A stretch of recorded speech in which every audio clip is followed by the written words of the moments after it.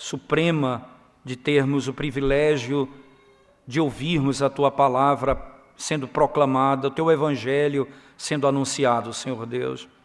Ó Deus, fala conosco, desvenda os nossos olhos para podermos contemplar as maravilhas e a glória do Evangelho na face de Cristo. Em nome de Jesus nós oramos. Amém.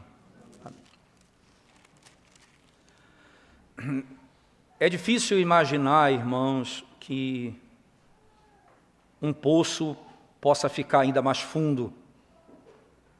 E que cair num buraco significa que chegou o fundo do poço. E de repente você descobre que o poço ainda é mais fundo. Você imagina, por exemplo, José, quando, odiado pelos seus irmãos, planejaram matá-lo, mas venderam. Ele foi lançado num poço, ficou ali por um tempo, vendido para os midianitas, entregue na casa de um dos grandes do Egito. Ali ele foi alçado a um papel de grande importância, mas logo voltou a ser preso e foi lançado no fundo da masmorra mais uma vez. Você imagina alguém que vive a vida assim, alguém que sai de uma situação difícil e acredita que ali cessou, Deus não vai mais me ferir, eu não vou mais sofrer, passou, chegou o limite, e de repente eu desço mais um degrau, eu caio mais fundo ainda. É como Amós vai descrever, é como se você se livrasse de um urso e se encontrasse com um leão. É a mesma coisa, o mesmo princípio. Davi aqui, irmãos, vem de uma batalha e que parece que chegou ao fim. Ele terminou de ser liberto de uma situação que ele se meteu. Deus foi, de modo gracioso, livrou das mãos dos seus inimigos, fazendo com que os próprios líderes, os próprios príncipes dos amalequitas, dos filisteus, não quisessem que Davi lutasse com eles contra Israel. Ele acabou de sair de uma situação, parece que agora ele vai respirar um pouco. E aí ele volta para casa, cansado com os seus homens. 600 homens, luta e batalha sobre batalha. Quando chega na cidade, ele se depara com uma tragédia. Invadiram a cidade, roubaram sua casa, levaram suas esposas e filhos, tomaram os seus bens, a ruína tomou conta deles. O fundo ainda era mais fundo. A angústia ainda era maior. E o texto chega, irmãos, a descrever com uma expressão impressionante. Eles estavam destruídos, angustiados com aquela situação. Volte no texto comigo. Você vai ver que, chegando Davi dessa batalha, no início do capítulo 30, não é? Ao terceiro dia, ele chega a Ziglag. Os amalequitas tinham dado com ímpeto contra o sul e Ziglag, e a esta ferido e queimado. Davi estava ali, os seus estavam ali. Levaram cativo, verso 2, as mulheres que lá se achavam. O detalhe, não mataram ninguém. Diferente de Davi, nos capítulos anteriores, que chegava na casa dos inimigos e não deixava um vivo, eles não mataram ninguém. Preste atenção, não porque não são maus, nem porque têm poder para isso, é porque Deus certamente não permitiu. Eles tinham um sofrimento, mas não todo o sofrimento. Eles iam passar por uma angústia, mas ainda havia alguma esperança. Eles não sabiam, preste atenção nisso, irmãos. Eles não sabiam que eles estavam vivos. Eles não tinham ideia. A única coisa que eles sabem é que os corpos não estavam ali. Foi tudo destruído, mas não tinha ninguém. Então eles imaginaram, levaram cativo, mas poderiam ter matado no meio do caminho. Não havia essa certeza. O narrador nos antecipa, Davi e os seus homens vão descobrir isso na sequência. Nós, como leitores, sabemos disso já nos 2 primeiros versos. Davi vai saber disso na sequência. E o que é que leva Davi e os seus homens a fazerem? Veja o que é que acontece então no verso 3. Davi e os seus homens vieram à cidade e ela é queimada. Suas mulheres, seus filhos, suas filhas eram levados cativos. Então o povo que se achava com ele, Davi e o povo que se achava com ele, ergueram a voz e choraram. Mas não era um mero choro, irmãos.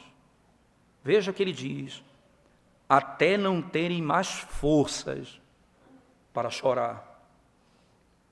Eles não choraram apenas, eles não tinham mais forças para chorar.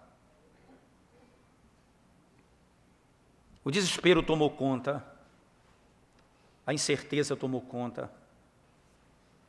O que se via era destruição, o que se esperava era a morte. Cansados, fadigados, a ponto de você ver na sequência que dos 600 homens, 200 não conseguiram descer para a batalha, tão cansados que estavam. O cansaço físico, agora o desgaste emocional. Choraram até não ter mais o que chorar. O texto vai dizer, para não ter dúvida, que as mulheres de Davi, as 2, foram levadas também. O verso 6 diz: Davi muito se angustiou, pois o povo falava de apedrejá-lo. Aí os homens começam a pensar, irmãos, vamos matar Davi. Você imagina um motim, decisão errada, caminhos errados. O que a gente vai fazer? Qual o caminho que nós vamos tomar? Amargurado de coração, resolveram matar Davi. Vamos apedrejá-lo. Esse é um caminho, veja, porque ambos vão sofrer aqui. A descrição da angústia de Davi é assim, veja, irmãos, Davi muito se angustiou. Agora veja ainda no verso 6, pois o povo falava de apedrejá-lo, porque todos estavam em amargura, todos estavam amargurados. E já não conseguiam pensar nas promessas de Deus, não conseguiam pensar mais na providência, no que Deus acabara de fazer. Eles se esqueceram de tudo, não lembravam mais. Diante do caos, tudo sumiu. De angústia, medo, amargura. Você sabe que a ansiedade, irmãos, ela se revela de 2 maneiras. Quando normalmente você se fecha, isto é, você se esconde, tive medo e me escondi, ou quando você ataca. A mulher que tu me deste. Você vai buscar um culpado, você vai para cima. E aparentemente a pessoa que faz isso parece que é uma pessoa forte, mas no mundo bíblico isso chama-se ansiedade. A ansiedade eu resolvo ou atacando, buscando um culpado, ou me escondendo. Ambos estavam ali na mesma situação, amargurados. O que vai acontecer na sequência do texto? Preste atenção comigo. Cada um estava amargurado por causa de seus filhos e de suas filhas. Porém, Davi se reanimou no Senhor. Porém, Davi se reanimou no Senhor. Ora, irmãos, o que eu espero desse mundo? Jesus disse: no mundo tereis aflições. O que eu espero desse mundo? Sabe por que a nossa frustração ela ocorre muitas vezes? Porque nós colocamos expectativas nessa terra que Deus não deu. Deus prometeu que lá no fim da história, toda lágrima será enxugada dos nossos olhos. Essa é a certeza que eu tenho, a convicção de que haverá um dia onde não haverá mais sofrimento nem dor, mas à medida em que eu espero isso nessa terra, eu vou viver frustrado. Quando me sobrevém o mal, quando me sobrevém a aflição, eu vou viver frustrado. Pelos motivos que eu não posso, irmãos, resolver, porque não foi prometido isso a nós nessa terra. Mas como Davi se reanima em meio a essa desesperança? Onde ele encontra aqui a força, irmãos, para ir adiante? Você vai perceber, diante dessa pressão severa, que o texto descreve no verso 6, né? Davi vai dizer, o texto diz, Davi se reanimou no Senhor, seu Deus. Analisando apenas essa expressão, você vai entender a amargura, a tristeza, o desânimo.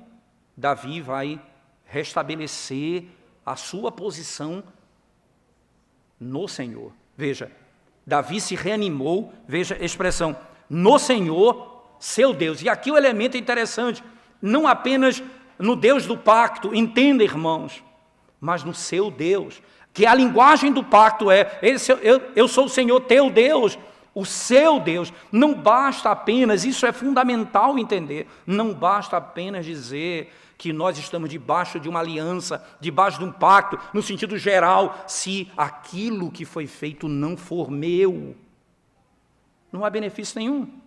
O próprio Senhor Jesus Cristo, na sua mais profunda dor, disse, Deus meu, Deus meu.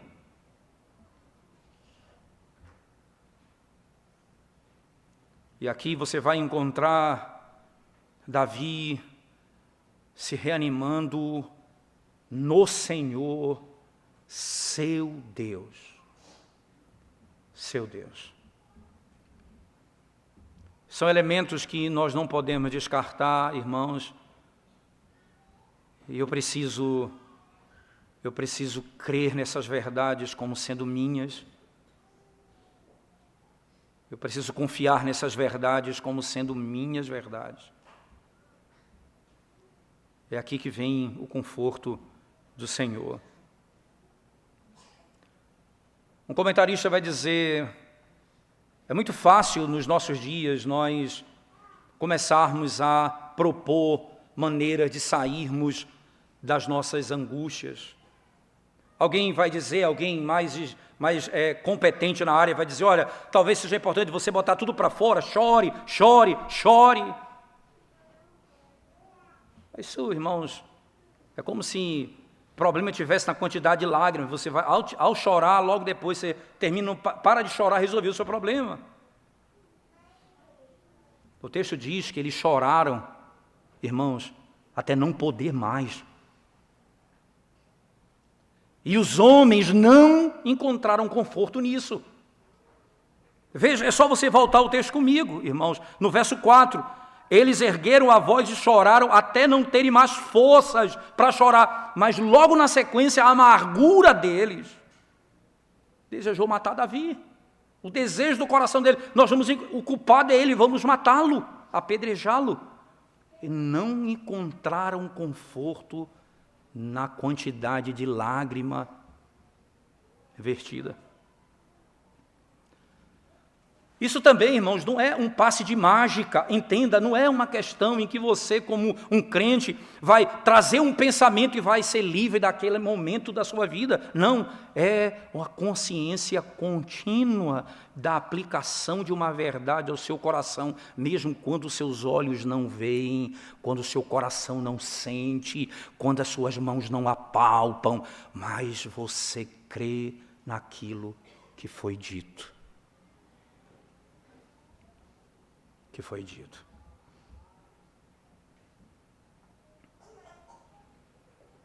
Não é meramente desabafo, não é deixar a emoção fluir. Não vai funcionar assim. Lembre-se, se você voltar no capítulo 28, verso 15, a história de Saul, na trágica história de Saul, no verso 15 você vai dizer, você vai ouvir o texto dizendo: Samuel disse a Saul: por que me inquietas, fazendo-me subir? Então disse Saul: muito angustiado estou, porque os filisteus guerreiam contra mim. Perceba, irmãos, a angústia por si só não leva à solução. Ele correu para demônios. Ele correu para demônios na sua angústia. Davi vai se confortar no Senhor.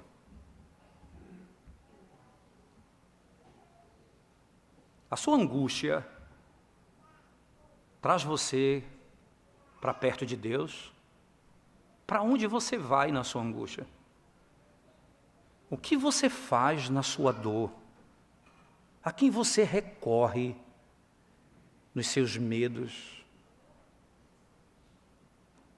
A nossa mente é tão psicologizada, irmãos, que a pessoa está com uma ansiedade, ela diz: vou marcar um psicólogo.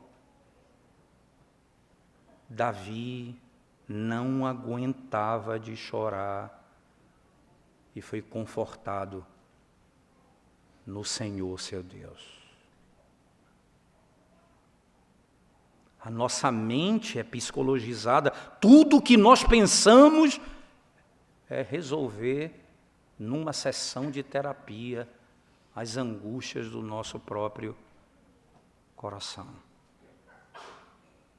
Queremos que alguém diga para nós o que eu devo fazer.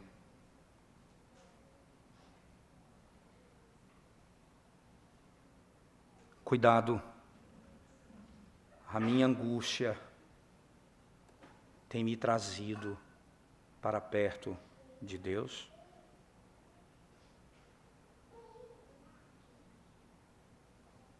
Para onde você vai?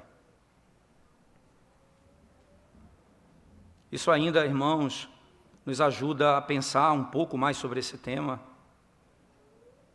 O texto deixa claro que Davi foi se confortar, reanimar no Senhor, no seu Deus pessoal, como acabamos de descrever aqui. Mas lembre-se outro detalhe que nós podemos ainda entender. Como é que isso pôde acontecer? Vamos trazer à memória, irmãos, não é? Lá no capítulo 23 do livro de 1 Samuel. Vamos voltar lá, porque talvez a explicação para isso esteja aqui. 1 Samuel, capítulo 23, verso 16.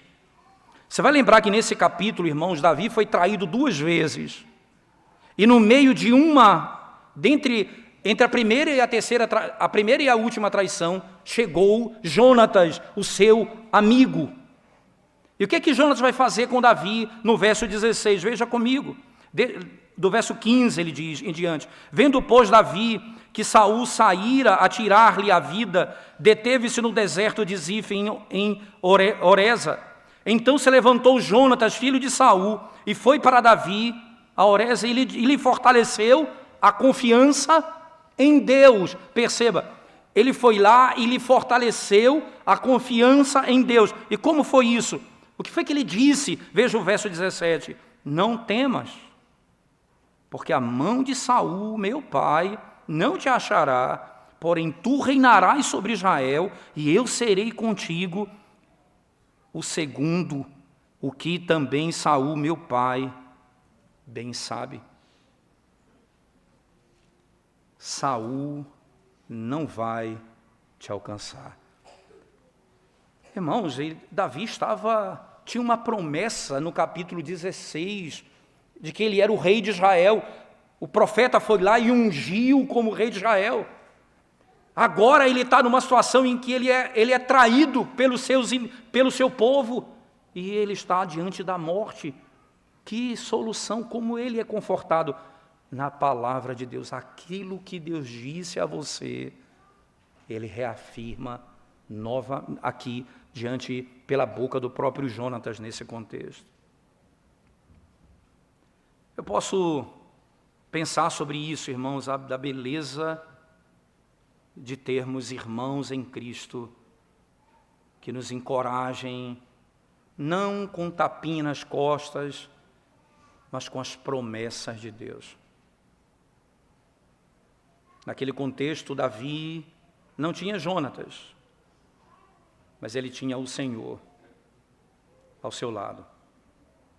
Ele tinha o Senhor ao seu lado.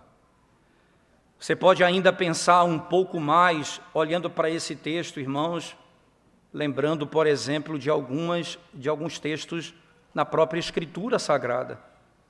Você vai perceber como que isso vai ocorrer em várias outras sessões, e eu quero trazer à memória aqui mais um texto em particular, certo? Preste atenção. Você lembra dos Salmos? Vamos trazer à memória os Salmos. Como que os Salmos são construídos? Normalmente eles começam com uma expressão honesta de dúvida. O salmista começa, porque os inimigos têm se levantado contra mim, porque isso, Senhor? Normalmente começa assim.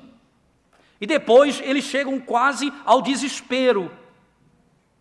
E então eles continuam com um sermão pregado ao coração.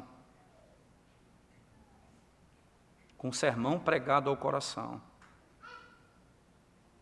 Ora, você vai lembrar, irmãos, que lá no capítulo 27, verso 1, Davi pregou ao seu coração dúvidas. Só voltar comigo, 1 Samuel 27, ele pregou dúvidas no seu coração. Ele diz assim: disse, porém, Davi consigo mesmo: pode ser que algum dia venha eu a perecer nas mãos de Saul. A partir daqui, irmãos, ele parte para os filisteus. Vai acontecer, Saul vai me matar. Saul vai me matar aqui. Lá no capítulo 23, Jonatas disse, o Senhor estará contigo. Aqui no 27, ele prega de novo a consciência dele, o medo, e ele foge mais uma vez. Você sabe o que significa, em outras palavras, irmãos? Davi, novamente, no capítulo 30, ele fala ao seu coração e encontra força. Ele se volta à palavra de Deus e para buscar a direção do Senhor. Ele se volta à palavra de Deus para buscar a direção. Na vigília que tivemos de sexta para o sábado, nós estudamos aqui durante a noite com os irmãos acerca de como se deve ouvir a palavra pregada. E, segundo a pergunta 160 do Catecismo Maior, ela divide isso em 3 partes. Eu preciso me preparar para ouvir, eu preciso ouvir com fé, amor, com mansidão e com o coração pronto para praticar aquilo que escuto. E depois eu preciso meditar, isso é posteriormente, e conversar e ver os frutos disso na minha própria vida. Conversar, tornar a palavra aquilo que eu falo, o meu discurso, o que está no meu coração. Pelo fato de não meditarmos nas Escrituras, nem nas promessas de Deus, nós não conseguimos pregar para nós mesmos na aflição. Nós não conseguimos trazer à memória aquilo que é nossa esperança, porque não adentrou a nossa alma, fica apenas na superfície da nossa mente. Davi se reanimou no Senhor seu Deus. Lembre-se, irmãos, isso é impressionante esse texto. Sabe por quê? Porque há muito tempo Davi não fala com Deus. Essa história ela é trágica porque ela termina com Deus não falando com Saul e Saul indo a demônios. Agora, nessa história, Davi é restaurado ao caminho que ele se apartou. Se você olhar para o verso seguinte, por favor, no verso seguinte, no mesmo texto, 1 Samuel 30, no verso 7, diz assim: disse Davi a Abiatar, o sacerdote, filho de Aimeleque, traze-me aqui a estola sacerdotal. E Abiatar trouxe a Davi.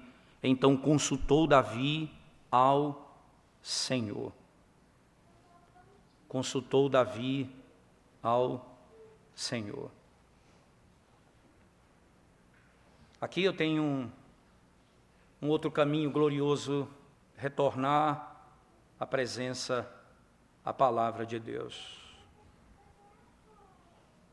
Há uma conexão bem interessante no final do verso 6, irmãos, com os versos 7 e 8. Veja, final do verso 6 diz assim: porém Davi se reanimou no Senhor seu Deus. Disse Davi a Abiatar, o sacerdote, filho de Aimeleque, traze-me aqui a estola sacerdotal. E Abiatar trouxe a Davi. Então consultou Davi ao Senhor, dizendo... Aí ele pergunta ao Senhor: perseguirei eu? Alcançarei eu? O Senhor disse: vai, você vai persegui-los, destruí-los e vai trazer os teus em liberdade. Aqui o Senhor, ele se volta ao Senhor. Entenda, irmãos, é exatamente nesse contexto. Ele se volta ao Senhor. O caminho que Deus está traçando na vida de Davi é trazendo de volta a palavra, as Escrituras, as promessas que ele mesmo determinou. Nós temos... Davi tinha Abiatar, um sacerdote. Nós temos, irmãos, um grande sumo sacerdote que adentrou os céus, Jesus, o Filho de Deus. E nós devemos manter firme a nossa confissão. Porque nós temos um sacerdote como Cristo, irmãos.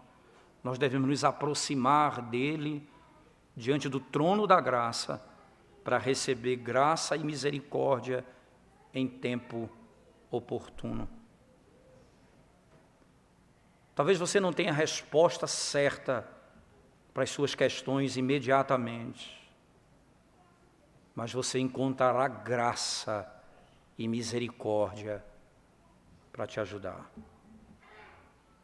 É interessante que o próprio Salmo 23 descreve que o caminho até o santuário, isto é, a eternidade naquele caso,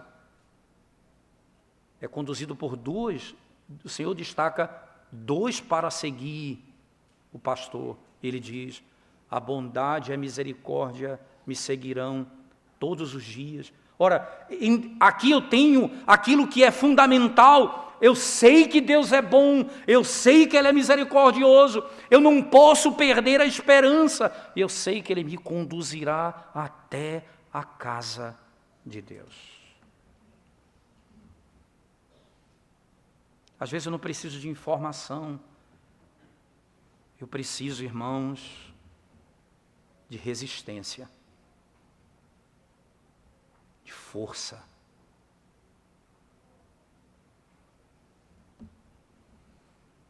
Às vezes eu não preciso saber de alguma coisa, às vezes eu preciso apenas ficar de pé. Use o sacerdote, o teu sacerdote Jesus Cristo. Use o acesso que você tem a Deus por meio dele. E ele há de te fortalecer na presença dele. Davi volta ao caminho que há muito ele tinha se apartado. O poço era mais fundo, mas o Senhor o tiraria de lá e o faria assentar com os príncipes da terra. Mas não apenas isso, irmãos, veja, nos versos 11 a 15, quando o Senhor fala com Davi, dizendo que ele vai alcançar e vai trazer de volta o seu povo, a providência entra no lugar. Veja como Deus governa. E aqui, o governo de Deus com o seu povo é precioso, irmãos. Que detalhe impressionante. Ora, você vai ver, no verso 9, Davi parte. 600 homens vão partir com ele. Quando chega lá na frente, eles vão atravessar um rio, acontece que 200 dos 400, dos 600, resolvem ficar, porque estão extremamente cansados. Aí no verso 11,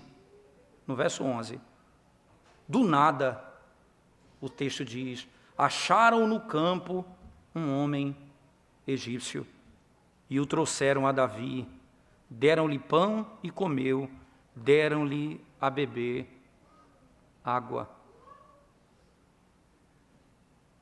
Um homem no campo. Quem é esse homem? Rejeitado pelos amalequitas, rejeitado pelos inimigos do povo de Deus, porque estava doente. Ele há 3 dias estava doente, e então disseram, fique aqui, morra, e nós vamos seguir viagem. Davi o encontra. No verso 12, Davi vai e concede um pedaço de pasta, de figos secos, 2 cachos de passas, comeu, recobrou, então alento, pois havia 3 dias e 3 noites que não comia pão, nem bebia água. O Senhor coloca esse homem no caminho. Facilmente você consegue entender o que está acontecendo aqui. O texto vai dizer, Davi pergunta, quem és tu? O texto diz que Davi não sabia, o Davi ajudou o homem, porque ele estava cansado, e ele o ajudou naquele momento. Ele perguntou, quem és tu? Respondeu o moço egípcio, sou servo de um amalequita, e meu senhor me deixou aqui, porque adoeci há 3 dias. E aí ele diz, olha, nós atacamos o sul dos queretitas, atacamos o território de Judá, atacamos o sul de Calebe e colocamos fogo em Ziglag, que é a cidade que Davi estava com a sua família. Então ele diz, ora, esse homem é um daqueles que destruiu a minha cidade, o lugar onde nós nos encontrávamos. E aí Davi então diz o seguinte a ele, poderia nos guiar esse bando? Você percebe, irmãos, a sabedoria e a paciência de Davi nesse contexto, porque poderia ser o inimigo e nós vamos matá-lo. Ele alimenta, socorre, e ele é grato. E ele só diz assim, você pode nos guiar a esse homem. Ele disse, só me promete uma coisa em nome do teu Deus, não me mata. Davi diz, não vou fazê-lo. Apenas eu quero que você nos guie até eles. E aí, na providência divina, irmãos, você vai perceber que ele vai guiá-los para o lugar exato onde eles se encontravam, porque conversaram com ele. Você vai perceber como que a providência de Deus é essencial na condução do povo dele. Os mínimos detalhes o Senhor fará para abençoar o seu povo. Os mínimos detalhes. Acontece que nos versos 21 a 25, você vai olhar para o texto, não é, que, se você pensar, do versículo, até o 11 particularmente, né, depois do verso 15 até o verso 20, você vai perceber que eles adentram, matam, destroem, tomam tudo. Perceba, irmãos, verso 18 diz assim, assim Davi salvou tudo quanto haviam tomado os amalequitas, também salvou as suas 2 mulheres. Ele toma tudo que eles tomaram e leva as suas esposas. Nenhum foi morto, tudo que tomaram eles pegam de volta. Eles estavam bebendo, comendo e se divertindo pelo despojo que eles conseguiram, pela riqueza que eles trouxeram, e resolveram descansar enquanto Deus envia Davi e ele mata todos os homens, exceto alguns que fugiram naquele contexto. O que o texto vai descrever, irmãos, é que aquilo que foi roubado e tirado, agora vai ser retomado, vai ser trazido de volta ao povo de Deus. E você vai ver no verso 19, não lhes faltou coisa alguma, nem pequena nem grande, nem os filhos nem as filhas, nem o despojo, nada do que Davi lhes havia tomado, tudo Davi tornou a trazer, tudo. Também Davi tomou todas as ovelhas e o gado, e o levaram diante de Davi, diziam, este é o despojo de Davi. Além de tudo aquilo, eles pegaram também o despojo. Perceba, irmãos, nada do que eles levaram ficou nas mãos dele. Nada. Davi trouxe consigo. Que coisa impressionante. O narrador se deter nesse detalhe, irmãos. A graça de Deus agora, ela vai fazer Davi agir de acordo com ela. Preste bem atenção. O que aconteceu com Davi nessa sessão vai levá-lo a tomar uma decisão que vai virar uma regra contínua para Israel. Né? Veja no verso 25, ele diz, e assim, desde aquele dia em diante, foi estabelecido. Davi vai tomar ele vai tomar uma decisão que será lei a partir daquele momento. Foi o que aconteceu, irmãos.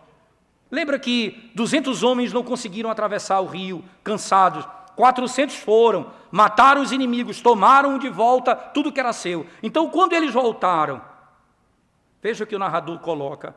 Chegando Davi, verso 21, aos 200 homens que, de cansados que estavam, não o puderam seguir e ficaram no ribeiro de Besor, estes saíram ao encontro de Davi e o povo que com ele vinha. Davi, aproximando-se destes, os saudou cordialmente. Veja, Davi vai saudá-los cordialmente. Então todos os maus e filhos de Belial, dentre os homens que tinham ido com Davi, responderam e disseram, visto que não foram conosco, não lhes daremos do despojo que salvamos. Cada um, porém, leve sua mulher e seus filhos e se vá embora. Perceba o coração daqueles homens, que foram alguns que foram com Davi, que retomaram tudo aquilo que fora roubado, e eles então atribuem a eles mesmos a força deles, e diz o seguinte, vocês não vieram conosco, podem ir embora, tomem suas esposas e saiam, nada do que temos será dividido com vocês.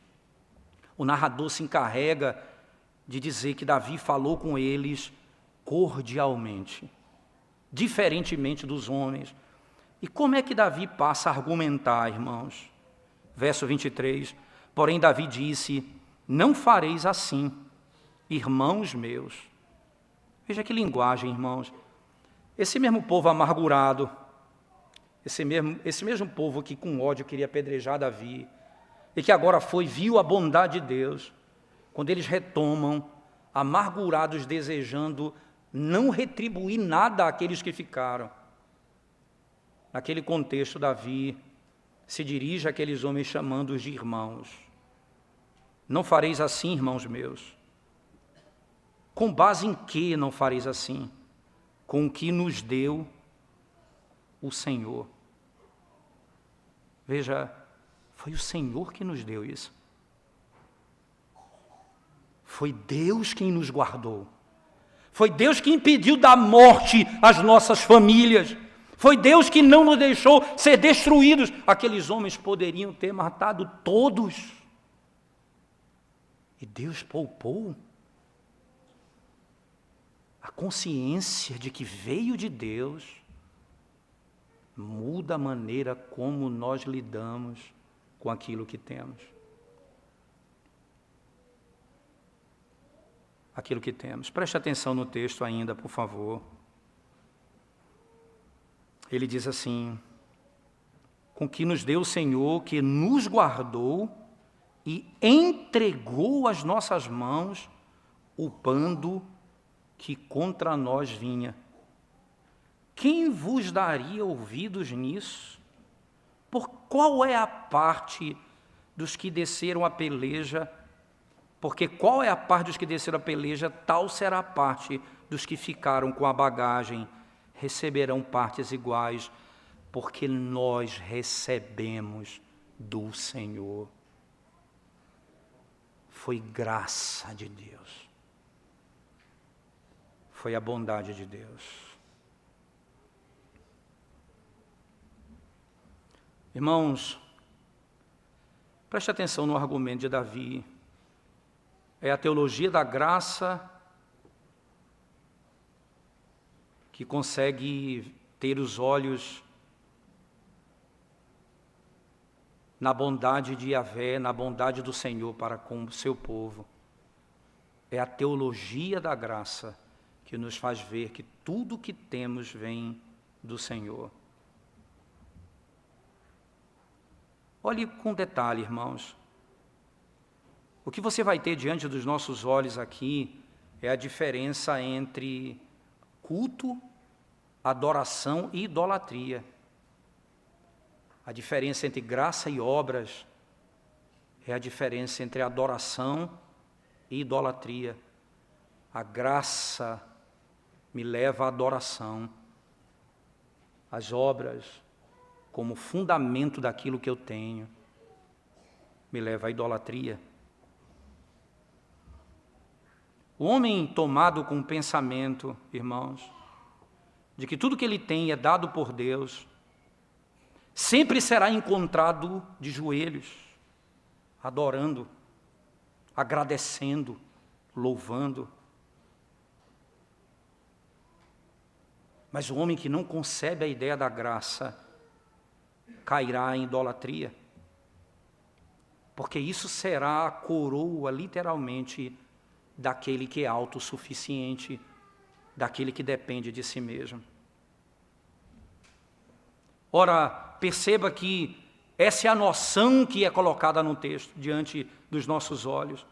E é urgente, irmãos, para os cristãos perceberem que Davi aqui nos ensina que a graça, não o mérito humano, a graça, ela é um conceito teológico, é uma visão de mundo que nos faz viver e tomar decisões nessa terra.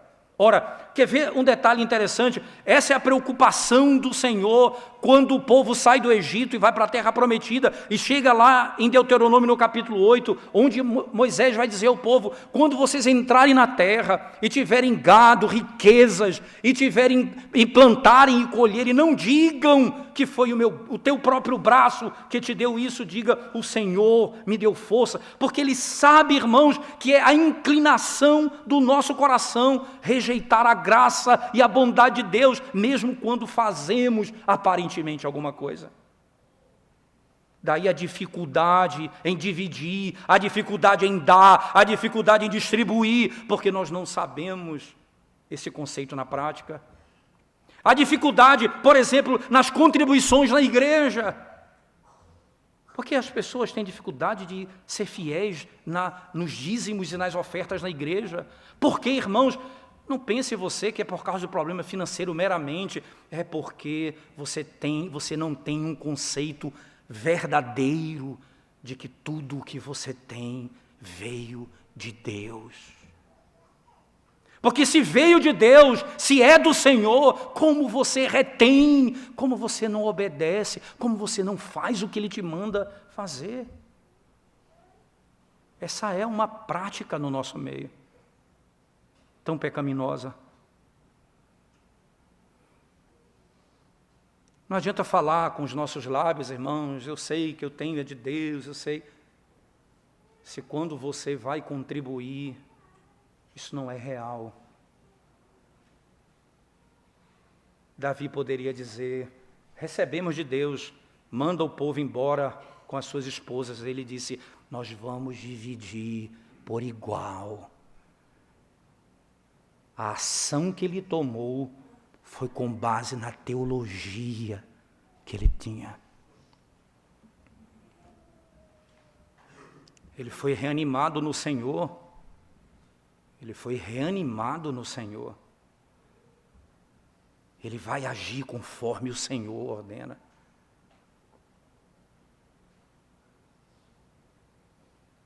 Veja você mesmo. Por que razão você tem tanta dificuldade em servir a igreja?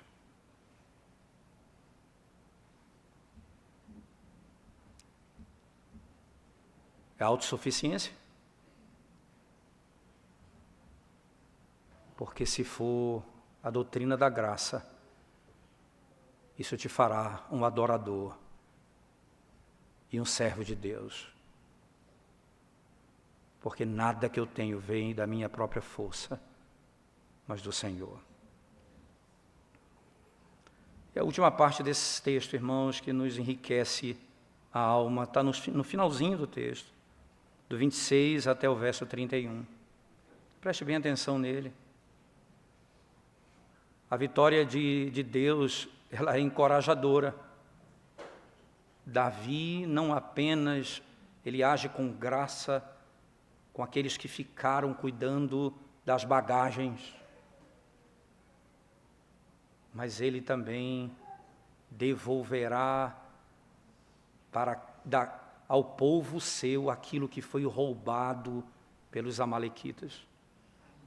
Que coisa impressionante. Veja, irmãos, a partir do verso 26, chegando Davi a Ziglag, enviou do despojo aos anciãos de Judá, seus amigos, dizendo: eis para vós outros um presente do despojo dos inimigos do Senhor. E ele vai descrever aqui todos eles, de Betel, aos de Remote, do Negueb, aos de Jatir, aos de Aroer, aos de Sifmote, aos de Estemoa, aos de Racal, aos que estavam nas cidades jerameelitas e nas cidades dos queneus, aos de Ormã, aos de Boraçã, aos de Atás, aos de Hebron, e a todos os lugares que andara Davi, ele e os seus homens, em todo lugar onde eles foram, e que esses foram saqueados pelos inimigos, ele pega o despojo e entrega a eles. Que imagem preciosíssima, meus irmãos, que imagem preciosíssima esse texto nos mostra. Sabe por quê? A vitória de Davi não é apenas para ele e para os seus soldados, mas para o povo de Deus como um todo. Lembre-se, quando Israel estava cativo no Egito por 400 anos, e quando Deus os tira de lá, eles vão nas casas e tudo o que eles pedem, eles dão ao povo de Deus. Eles vão restituir. Sabe o que significa isso, irmãos? Todos os inimigos de Deus que usufruem da riqueza desse mundo e não se converterem ao Senhor, são e serão tratados como impostores, tudo lhes será tirado. Tudo lhes será tirado. A glória, a riqueza, o poder, tudo passará. Tudo pertence a Cristo e aos herdeiros de Cristo, aos que estão com Ele, e nenhum outro a não ser o próprio Senhor Jesus Cristo. Os inimigos vão perecer, o povo de Deus, que foi ameaçado pelos inimigos, vai sobreviver e vai ser exaltado. O Senhor vai reinar, e os amalequitas estão aí para nos dizer que sim, que eles vão sucumbir e que o Senhor vai reinar.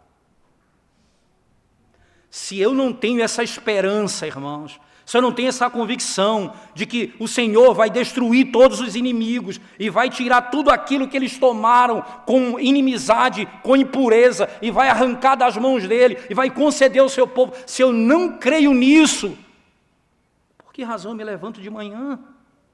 Que esperança eu tenho olhando para o mundo de injustiça, como nós vivemos, onde a injustiça impera, onde os homens dominam com iniquidade. Mas nós cremos, e os amalequitas estão aqui para nos dizer: o Senhor reinará em todo tempo, e no fim, tudo que pertence a Ele será arrancado das mãos dos inimigos, nada ficará com eles.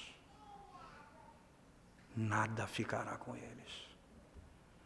Nós temos aqui a plena certeza da parte de Deus. O Senhor vencerá no fim. E nós podemos descansar nisso. No final, irmãos, e aqui eu encerro, você pode trazer também 2 princípios últimos à sua mente. Eu queria que você pensasse rapidamente nisso. 2 pontos últimos para fecharmos o sermão. É muito comum em tempo de adversidade e de angústia. É muito comum, irmãos, muito próprio da nossa própria natureza, podemos dizer assim, que a nossa fraqueza nesse contexto se manifesta muito forte. Mas é também quando nós reconhecemos a nossa total dependência de Deus. O Senhor trouxe Davi para um momento. Ele perdeu tudo, veja, irmãos, tudo ele perdeu. Tudo. E aqui Davi, ele vai se encorajar no Senhor, seu Deus. Ele não vai se encorajar na cidade, no seu trono, no seu poder. Ele vai ser encorajado no Senhor, seu Deus. É na nossa angústia que nós descobrimos a nossa total dependência do Senhor. Quando o sofrimento vem sobre nós, como é fácil nós nos tornarmos, irmãos, incapazes de reagir. Mas se nós conhecermos e conhecemos de fato a verdadeira libertação e os benefícios espirituais, irmãos, que o Senhor nos concedeu em Cristo, não há melhor caminho, não há melhor forma de viver, se não voltarmos ao Senhor e sermos encorajados nele. Jesus Cristo disse: eu estarei convosco todos os dias da minha vida, eu estarei convosco até o fim dos tempos. O Senhor não nos abandonará. Essa é a certeza que nós temos. A última implicação que podemos ter aqui, irmãos, desse texto, quando nós olhamos para o verso 8, volte comigo lá do capítulo 30, verso 8, diz assim: então consultou Davi ao Senhor, dizendo: perseguirei eu o bando, alcançá-lo-ei? Respondeu-lhe o Senhor: persegue-o, porque de fato o alcançarás e tudo libertarás. Preste atenção na palavra, tudo libertarás. Você vai para o verso 18 e verso 19 desse mesmo texto. Assim Davi salvou tudo quanto haviam tomado os amalequitas, também salvou as suas 2 mulheres. Verso 19, não lhes faltou coisa alguma, nem pequena nem grande, nem os filhos nem as filhas, nem o despojo, nada do que eles haviam tomado, tudo Davi tornou a trazer. Tudo que perdemos por causa da nossa própria iniquidade, tudo que perdemos por causa da disciplina do Senhor, tudo, irmãos, tudo nessa vida será restituído no Senhor verdadeiramente, se permanecermos firmes com Ele. Ele nos tirará algumas coisas para encontrarmos a glória nele. Davi perdeu tudo. para conhecer a mais profunda dependência de Deus. A esperança para você que se desviou do caminho do Senhor. E você olha para a sua vida hoje e diz, eu estou tão longe de Deus, o que eu fiz foi terrível, os caminhos que eu percorri não têm esperança para mim. E eu olho para o rastro, nada me sobrou, nada eu tenho, não há esperança para mim. Tudo Davi perdeu, tudo Deus lhe restituiu. Se você voltar para o Senhor, se você fizer dele o teu conforto e a tua esperança, tudo que Cristo conquistou pertence a você. Tudo pertence a você. Vamos curvar nossa cabeça e orar ao Senhor mais uma vez, irmãos, nesse momento.